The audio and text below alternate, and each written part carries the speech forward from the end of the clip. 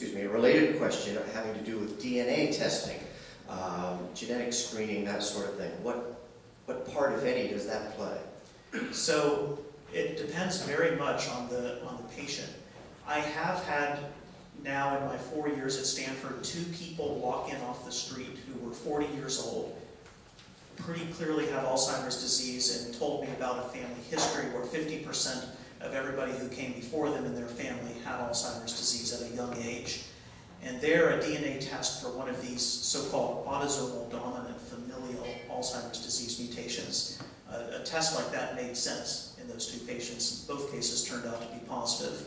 For most of the rest of us, DNA, that's a very, very rare way of getting Alzheimer's disease. For most of the rest of us, it doesn't make sense to check DNA.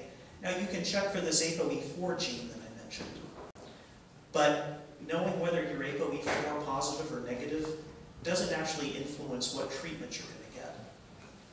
And it's true, right? I remember speaking to a Rotary Club a couple of years ago, and a woman came up to me just breathless at the end and said, "Oh, I went to 23andMe, and I don't have the ApoE4 gene."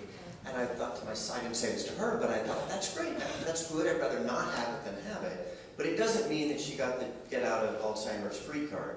I have plenty of patients with young onset or severe Alzheimer's disease symptoms who are ApoE4 negative, and they got the disease by some other way. It's a risk factor, but not a determinant.